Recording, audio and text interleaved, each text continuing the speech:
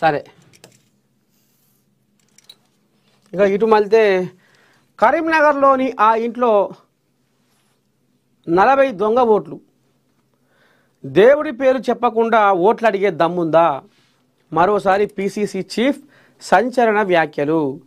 జనహిత పాదయాత్రలో పిసిసి చీఫ్పై పూలవర్షం. వరంగల్ వర్ధన్నపేటలలో ఘన స్వాగతం. దొంగ ఓట్లపై తెలంగాణ కాంగ్రెస్ అధ్యక్షుడు మహేష్ కుమార్ గౌడ్ మరోసారి సంచలన వ్యాఖ్యలు చేశారు.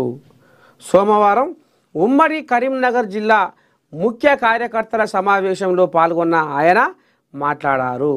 ఈ సందర్భంగా కేంద్ర హోంశాఖ సహాయ మంత్రి బండి సంజయ్కి సవాల్ విసిరారు. మోదీ మూడోసారి గెలవడానికి ఓట్ల చోరీనే కారణమని ఇక ఈ రకంగా కుండబద్దలు కొట్టి చెప్పుకొచ్చిర్రు.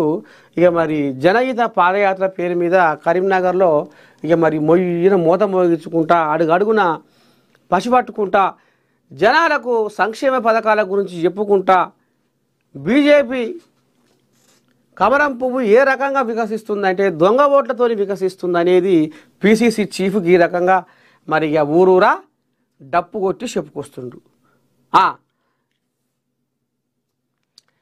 కాంగ్రెస్ ఎంపీలు దొంగ ఓట్లతో గెలిచారా? ఓట్ చోరీ కాదు, రాహుల్ గాంధీ బ్రెయిన్ చోరీ. వామ్మో, కాంగ్రెస్ నేతలే రాష్ట్రంలో యూరియా కొరత సృష్టిస్తున్నారు. ముస్లింలకు రిజర్వేషన్లు పెంచి బీసీల తగ్గించే కుట్ర చేస్తున్నారు బీజేపీ అధ్యక్షుడు రామచంద్రరావు. ఇక ఈయన ఇట్లా, ఇక వాళ్ళు అట్లా. కాంగ్రెస్ ఎంపీలు దొంగ ఓటుతో గెలిచారా? వీళ్ళు దొంగ ఓట్లు అని వీళ్ళు అంటారు, దొంగ ఓట్లు అని వాళ్ళు అంటారు. ఎన్నికల సంఘమా? ఇక మరి నువ్వు ఎట్లా చేస్తావో ఏంది ఏం కథ అనేది జర్రత చూసుకో, దీని మీద కన్ను పెట్టు. మరి ఎవరి దొంగ ఓట్లు ఏంది ఏం కథ అనేది మాత్రం ఇక మరి జర తేడా తెల్లని చెయ్యి.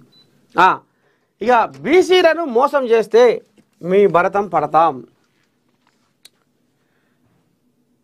MP Etela Rajender hot comments. 42% రిజర్వేషన్లు అమలు చేసి ఎన్నికలు జరపాలి. 50 ఏళ్ళు పరిపాలిస్తే ఒక్క బీసీ సీఎంనైనా చేశారా? కాంగ్రెస్ మరో 10 ఏళ్ళు అధికారంలో ఉన్న బీసీ బిడ్డ సీఎం అయ్యే ఛాన్స్ ఉండదు. ఆర్ కృష్ణయ్య చేస్తున్న సత్యాగ్రహ దీక్షకు సంపూర్ణ మద్దతు తెలిపిన ఎంపీ. చూద్దాము.